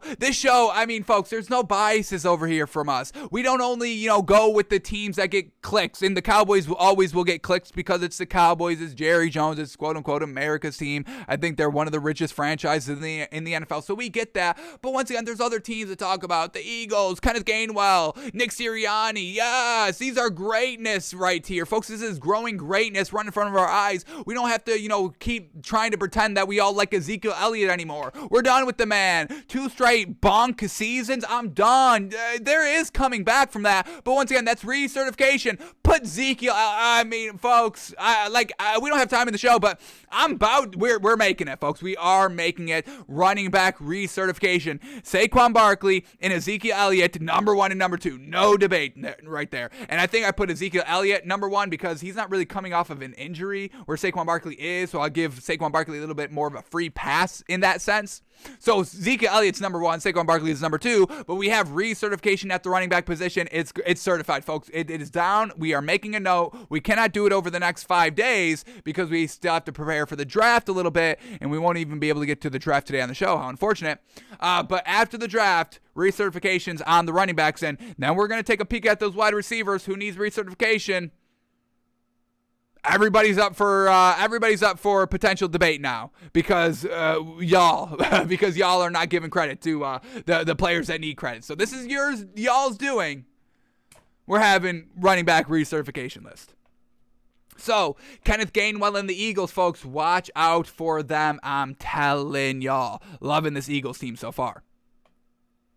Alrighty, let's keep going here, and we got to get up to date information on the whole Washington Commanders scandal. Yes, so we had some more information come out on the 18th that we were not able to get to. So let's quickly read this article. We can go through it very, very quickly and just see where we are at this point in time with the Washington Commanders scandals of having kind of 2 books on the record. So here we go. Let's see what the newest information is. So here we go. The Washington Commanders denied several allegations of financial impropriety in a letter sent Monday to the U.S. Federal Trade Commission. The 105-page letter, which included testimony, emails, and other documents, came as a response to the U.S. House Oversight and Reform Committee asking the FTC to look into the team's business practices. Now, did this 105-page letter, which included testimony, emails, and documents, did this come from the real book or the cooked book? I'm just wondering which book did you pull this information from? I'm just wondering, Washington. Was it the good book, the fake book, or are there more than just 2 books? Which book did you pull this out of? Yes? Continuing on, the committee last week told the FTC in a letter that it found evidence of potentially deceptive business practices over the span of more than a decade. 10 plus years, folks, went unnoticed. How crazy. Including withholding ticket revenue from visiting teams and refundable deposits from fans. The NFL said it engaged Securities and Exchange Commission Chair Mary Jo White to review the most serious matters raised by the committee. The commander's letter, signed by Jordan W. Sieve from the law firm Reed Smith, denies all of those allegations. What? Somebody in the NFL denying all allegations, even though there's pretty much proof, but denying all allegations, saying we did nothing wrong? You're the ones that are wrong? Why are you bringing up this lawsuit against us, this investigation into us? Y'all are the ones that are wrong. We did nothing wrong. This is exactly, folks, what do we got? Like 4 different lawsuits in the NFL so far? Brian Flores, Deshaun Watson, Washington. What's one more? I'm pretty sure I'm forgetting one. Who cares? That's how many lawsuits. And what is the same language all throughout? Denies, vehemently denies, 100% denies. I'm not wrong. You're wrong. What's the other one that? What's our kind of key one that we say? I'm blanking on it, folks. Hang on, it's on the tip of the tongue. Remember, Aaron Rodgers brought up kind of the same language. Oh, it's killing me. It's kind of like it's like absolutely false, but that's not the exact words right here, folks. All right, we may have to move off of it. It's right on the tip of the tongue, folks. Man, oh man, it's going to drive me crazy. What words were they all using? Give me one more second, folks. I'm scrolling. Give me one more second. If we can't find it, we'll move on. One more second. One more. Give me one more scroll, folks. One more scroll. I know it's real quick. It's right here. Who's got it? Who's got the quote? All right. We may not be able to find it real quick. But y'all know what we're saying. Hey, this is 100% false. This is not true. You're wrong. I'm not wrong. You're wrong. So once again, same language being kind of used by everybody here when they're clearly wrong, but they want to lie about it. Hey, I'm denying everything. Yeah, nothing was wrong here. Nothing was wrong. This is all false. I'm not wrong. You're wrong. Let's get back to this. The commander's letter, signed by Jordan W. Sieve from the law firm Reed Smith, denies all of those allegations and takes aim at the motives and character of the former VP of Sales and Customer Service, Jason Friedman, whose testimony against the team framed the committee's recommendation. Sieve argues no financial investigation is warranted, writing the committee never requested information about the allegations made, which the commanders believe would clear them of any wrongdoing, saying, quote, the committee did not request a single document from the team. The committee did not invite a single representative of the team to address the truth of the matters contained in the committee's letter. And the committee did not pose questions to the team to answer in writing about the allegations, or provide any mechanism whatsoever for the team to address the truth of the allegations, the letter said.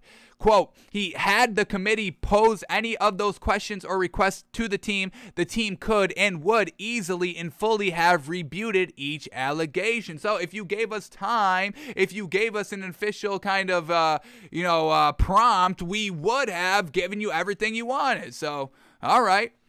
What else do we get here? Quickly wrap up the article. Keep on going.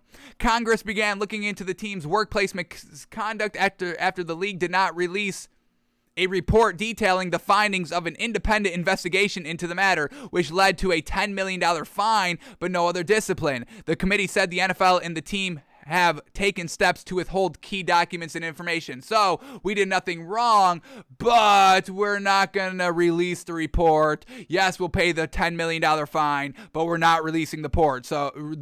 So yeah, that kind of stinks. Once again, everybody loves to kind of, gush about, hey, we're fully transparent, until they're not fully transparent. It's like, hey, if you're going to preach full transparency, then it's 100%. There's no, hey, this is transparent, but this is not. No.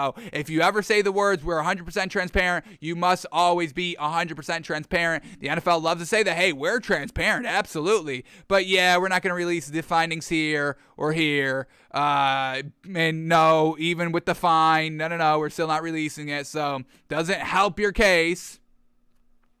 In response to Congress's letter to the FCC on April 2nd, a commander spokesperson referred NFL.com to the organization's statement issued on March 31st, saying, quote, the team categorically denies any suggestion of financial impropriety of any kind at any time. So once again, the team categorically denies, 100% false, unequivocally false, all of that. Once again, same words, same language, overcompensating.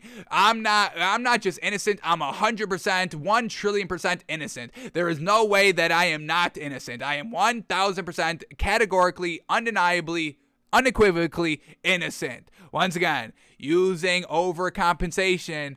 It's not an end all be all, like, hey, if you overcompensate, then yeah, you are 100% guilty, but it's got a good track record, folks. Quote here, we adhere to strict internal processes that are consistent with industry and accounting standards, are audited annually by a globally respected independent auditing firm, and are also subject to regular audits by the NFL. We continue to cooperate fully with the committee's work. So that's where we are with the Washington scandal. The FTC is saying, yes, you're wrong. The commanders are saying, no, we're not even close. What are you, crazy? And yeah, Washington doesn't have really kind of the best leg to stand on, given, their whole sagas. I mean, this is like the 5th scandal so far, folks. So not great by Washington. It seems like they're guilty, but they're going down with the ship, folks. So once again, that's what people do when they're caught. They double, triple, quadruple down. They don't say that they're wrong. We know this, folks. So, yes, we can still give the commanders a little bit of the benefit of the doubt, but it's shrinking by the day, truly. All right, final thing to quickly wrap up here, and then we're out of here for today, and we've got our kind of backlog of stories kind of 100% good now. So we still have to investigate Justin Herbert, but we've got a lot of time in the offseason too. Is Justin Herbert clutch? Is Justin Herbert good? Does Justin Herbert belong on the quarterback recertification list for this season? This man makes some pretty interesting arguments, and we'll talk about them then. But we don't have time today to fully get into it. We need a nice little 20-25 minute segment to truly investigate everything about Justin Herbert. But let's wrap it up here. Another article about investigation going on in the NFL. This one about Hugh Jackson. So the NFL has opened an investigation into allegations that the Cleveland Browns provided incentives to then head coach Hugh Jackson to lose games during the 2016 and 2017 seasons. Now, all right, so this is coming back into the limelight here, the spotlight. We talked about this a little bit when it initially broke, but the way that Hugh Jackson was defining it himself was basically like, well, I was losing games and they kept paying me, so I just thought that's what they wanted. So this wasn't incentivizing you to lose like they were with Brian Flores. Because Brian Flores is saying, hey, Stephen Ross explicitly told me, hey, every game you lose, I will pay you $100,000. With Hugh Jackson, it's like, hey, they hired me as a head coach. I was losing. They kept signing my checks, so I took that as, hey, I should keep losing games. That's not incentivizing. That's just, hey, they paid you to do a job. You were not doing the job. You were still under contract, so that's why you were getting paid. It was just you were being trashed and you were still getting paid because you were under contract and you were the head coach. They had to pay you. They can't not pay you because you're not winning. So it's just real bizarre that Hugh Jackson would kind of attribute the Browns of incentivizing him to lose games when he was just losing games and getting a paycheck for it. That's it. So let's see what the NFL is saying now. We can quickly go in this article because I don't think there's any merit behind this lawsuit, but let's get all the facts here. So here we go. The NFL has opened an investigation into allegations that the Cleveland Browns provided incentives to then head coach Hugh Jackson to lose games during the 2016 and 2017 season.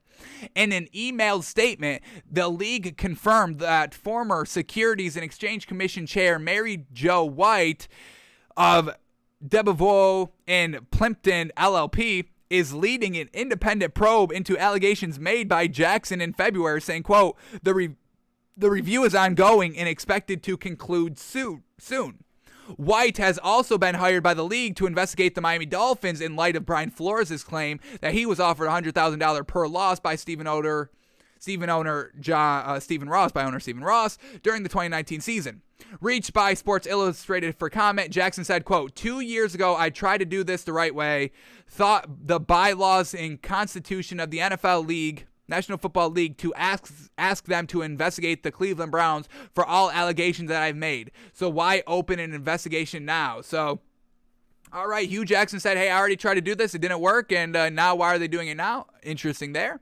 All right, keep on going here. A Brown spokesperson sent the following statement saying, quote, even though Hugh recanted his allegations a short time after they were made. Yeah, exactly. He recanted it. That's why we were like wild that Hugh Jackson was like joining Brian Flores' lawsuit, and then we get this. So this is just real weird. He recanted his statements because he was kind of like, hey, I wasn't getting paid. This wasn't incentivizing. They were just signing my paycheck. So once again, back to this quote. Even though Hugh recanted his allegations a short time after they were made, it was important to us and to the integrity of the game to have an independent review of the allegations. We welcome an investigation and are confident the results will show, as we previously stated, that these allegations are categorically false. Another, language that they were using.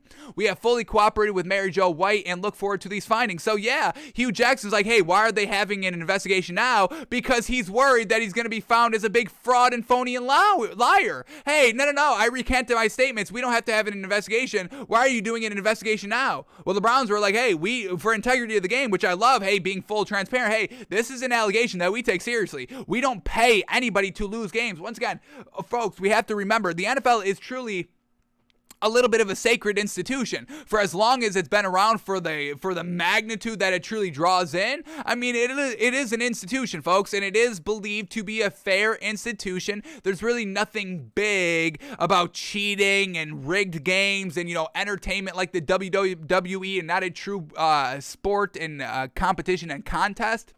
So the fact that the Browns are kind of going above and beyond to be like, hey, we need to get this straightened out, and even the slightest allegation, we will have full transparency on. So for that, the Browns I truly respect, but Hugh Jackson now being like, hey, why are you investigating? We don't have to do this. Why are you doing it now? because Hugh Jackson recanted his statement and is a little bit of a liar potentially. That's why he doesn't want the investigation to truly pan out. So, yeah, not looking good, but let's finish up the final 3 paragraphs here quickly. The Browns, under the guidance of owner Jimmy and D. Haslam, Chief Strategy Officer Paul DePesta, Executive Vice President of Football Operations Sashi Brown, and Jackson, compiled a 1-15 record in 16, followed by an 0-16 mark in 17. Brown was fired December 7th, 2017. Jackson was fired on October 28th, 2018, after starting his third season 2-5-1. In March 2021, Jackson told ESPN 850 in Cleveland that, quote, "There's no doubt I was lied to by ownership and leadership of the team. They were going to be football plus analytics, but it was football versus analytics." So another, complaint brought up by Hugh Jackson, hey, they weren't letting me do my job. And, if I had all the money to do my job and all the faith and backability to do my job, I would have won a Super Bowl. That's another thing he kind of said, hey, I would have won a Super Bowl. That's why, I thought that they wanted me here, because I was losing games when I could have been winning Super Bowls if I, was 100% in control of the team, but I wasn't. And that's why I think I'm getting paid to lose games. It's real bizarre, folks. And it's a lot of, what's the actual phrase?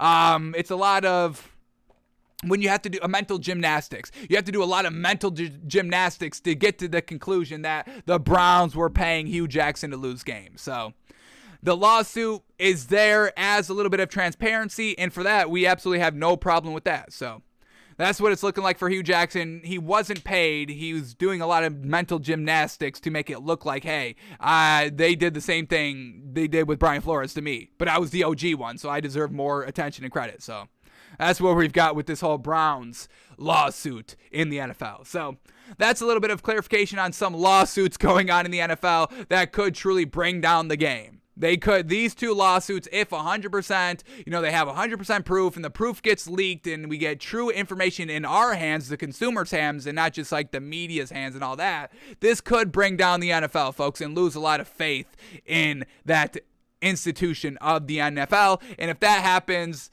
I don't even know if we can have a show. I don't know if I could talk about a rigged NFL, folks, like a WWE style NFL. I don't know if I could do that, folks. I love competition. I love high levels of competition too much to kind of talk about a rigged game. So if that happens, folks, it would suck for Takes by fans. I would just say that.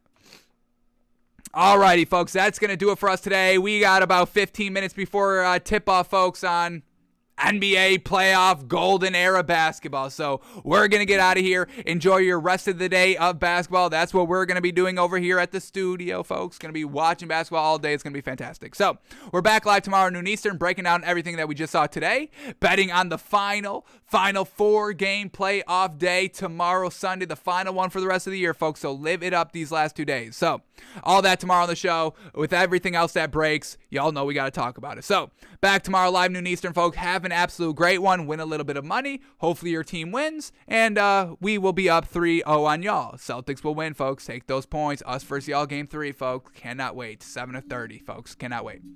We'll see you tomorrow, folks.